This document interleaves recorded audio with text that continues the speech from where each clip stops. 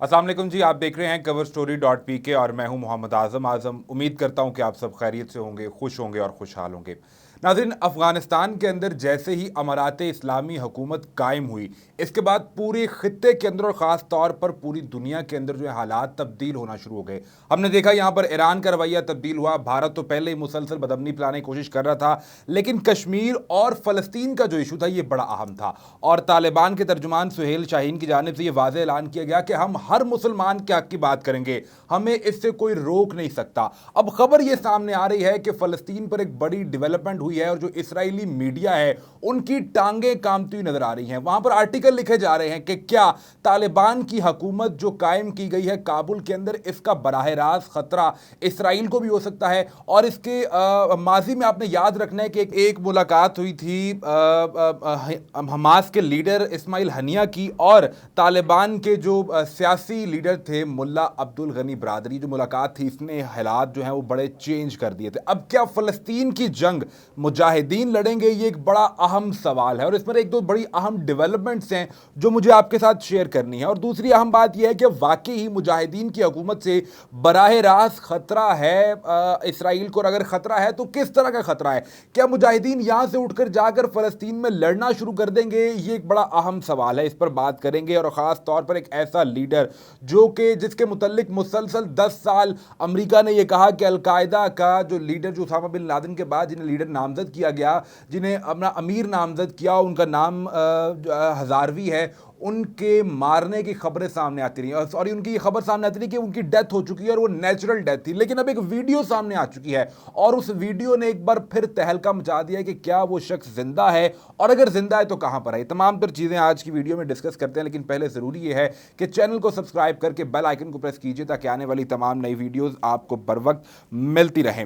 नाज़रीन, सबसे पहले अब ये देखिए कि जो हमास के लीडर की मुलाकात हुई थी इस ये मुल्ला अब्दुल गनी बरादर के साथ, जैसे ही काबुल के ऊपर 15 अगस्त 2021 को तालिबान ने कब्जा हासिल किया, मुजाहिदीन को इक़्तिदार यहां पर ट्रांसफ़र हुआ, वो जिस तरह भी हुआ वो हम आपको रिपोर्ट करते रहे हैं। उसके बाद हुआ ये कि जनाब एक मुलाकात हुई कतर के अंदर। इस्माइल हनिया जो कि हमास के लीडर भी हैं, हमास वो ग्रोह है जो फ़लस्तीन के अंदर आज़ादी के लिए लड़ रहा है, जो कि इसराइल हुकूमत के ख़िलाफ़ लड़ता है। और इस्माइल हनिया जो हैं ये फ़लस्तीन के साबिक़ सदर वज़ीर आज़म भी रह चुके हुए हैं।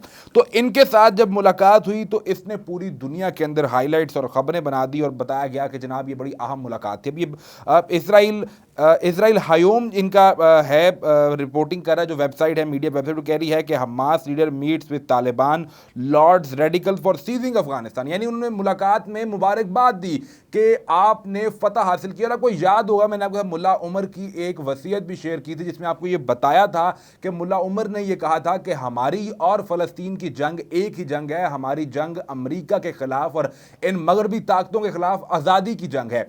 तो जब यहाँ पर जो है वो फतह हासिल हुई मुजाहिदीन को, तो इसका फिर उस वसीयत का जवाब दिया इस्माइल हनिया ने और मुलाकात करके जो है वो उन्हें मुबारकबाद पेश की। तालिबान से willing to establish relation with all nation except Israel.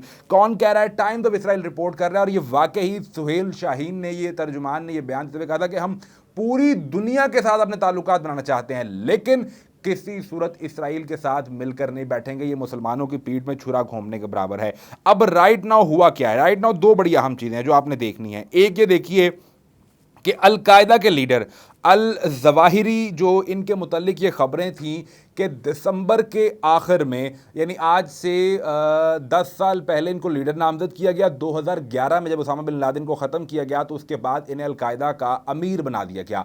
लेकिन उसके बाद जो है ये मंजर आम पर नज़र नहीं आए, ये छुप गए, कहीं खुफिया तौर पर मौजूद थे। ये खबरें आना शुरू हुई कि इनकी तबई मौत वाक़ हो चुकी है, यानी इनकी डेथ हो चुकी है। उसके बाद अब क्या होता है? अब ये भारतीय मीडिया है एनडीटीवी, वो रिपोर्ट कर रहा है कि al Qaeda leader al Zawahiri rumour death surfaces in video 9/11 anniversary.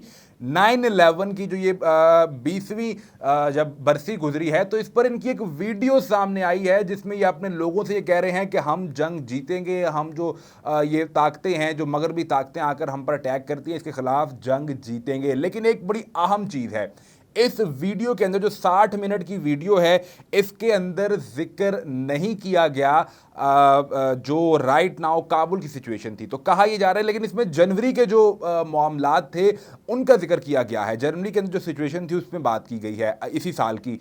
तो अब एक तो पर्सपेक्टिव ये है जो भारतीय मीडिया फैला रहा है, वो ये कह रहा है कि इनकी जनवरी के बाद डेथ होगी, और दूसरा पर्सपेक्टिव ये है कि इन्होंने खुद काबुल के हवाले से बात नहीं की ताकि जो है इन पर बराह रास्त फिर कोई अटैक ना किया जाए। बहरहाल ये जब ये खबर सामने आई कि al Qaeda chief Ayman al Zawahiri has resurfaced aimed rumors of his death in a video released to mark 9/11 terrorist attack anniversary mostly dedicated to Palestine। उन्होंने खुद फलस्तीन का जिक्र किया। उन्होंने कहा कि हम अपनी इस जंग को फलस्तीन के नाम करते हैं। ये जो आज 9/11 की बरसी मनाई जा रही है उसमें जो लोग शहीद हुए थे, हम उनकी शहादतों को फलस्तीन के नाम करते हैं। उस 60 मिनट की ये वीडियो थी जिसमें उन्होंने ये कहा है, वीडियो पैगाम डॉक्यूमेंट्री टाइप ये वीडियो थी।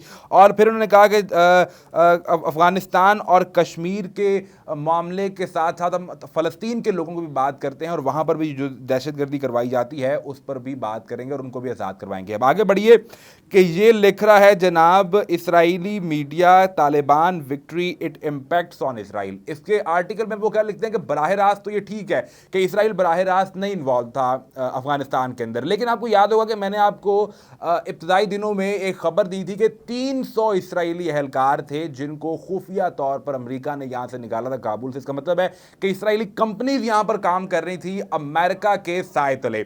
अब ये इनका मीडिया ये कह रहा है कि जनाब नफ्ताली बेनेट साहब होश कीजिए, जो नई गवर्नमेंट बनी है ना, अब जहां जहां इस्लाम का नाम लिया जाएगा, जहां जहां हक की बात होगी, जहां सच की बात होगी, इट मीन्स कि वो इसराइल के दुश्मन है। मैं नहीं कह रहा, ये खुद इसराइली मीडिया कह रहा है। इसराइली मीडिया कहता है कि जहां पर इस्लामी गवर्नमेंट कायम होगी तो आप समझ लीजिए कि इसराइल के एक और दुश्मन में इजाफा हो गया है। और आप ये याद रखिए, इसके अंदर लिखा है कि मुल्ला अब्दुल गनी बरादर और इस्माइल हनिया की जो मुलाकात हुई थी वो इसी तनाजुर में हुई थी, और आपको उस मुलाकात से डरना चाहिए इसराइल को, और इसराइल को ये समझना चाहिए कि अब मुजाहिदीन का जो रुख है वो इसराइल की जानिब हो सकता है। एक तरफ कश्मीर का मामला है, एक तरफ इसराइल का मामला है, और दोनों तरफ मुसलमान हैं।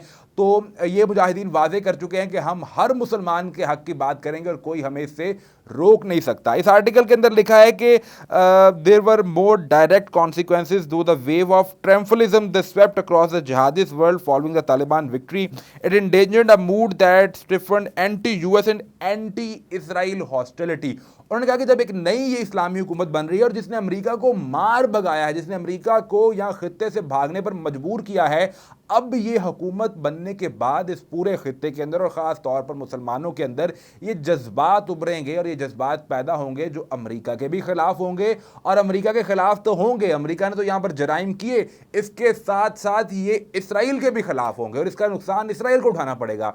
लिहाजा जो इसराइली मीडिया है वो अपनी हुकूमत को ये कह रहा है कि खुदा का नाम है कि हमारे लिए जो है वो आप इस पर कार्रवाइयाँ शुरू करें। अब उन्होंने क्या लिखा है कि इसराइली एनिमीज़ हिजबुल्ला है इनके खिलाफ, हमास जो है वो इनके खिलाफ है, आईएस इनके खिलाफ है, और इसके अलावा ये कहते हैं जी ईरान की जो मलेशिया है सीरिया में, इराक में, यमन में, वो इनके खिलाफ लड़ी हैं। तो इसमें एक दुश्मन का आप और इजाफा कर लीजिए जिसको ये अफगान तालिबान कह रहे हैं, और कह रहे हैं कि एक नया मसला खड़ा हो जाएगा। अब एक तरफ एमन हजारवी की वीडियो सामने आ रही हैं जो 2011 से लीडर थे, उसके बाद जनाब जो है वो अब फ़लस्तीन की जंग बराह रास्त जो है वो मुजाहिदीन ने भी लड़ने का ऐलान कर दिया, और वो मैं आपके साथ शेयर कर चुका हूँ, जो मुल्ला उमर की वसीयतनामा जो सामने आया था। तो ये तमाम तर सिचुएशन थी, इससे आपको अपडेट करना बहुत ज़रूरी था। नेक्स्ट वीडियो में आपसे फिर मुलाकात होगी। चैनल को सब्सक्राइब कर लीजिएगा। इजाज़त दीजिए, अल्लाह हाफिज़।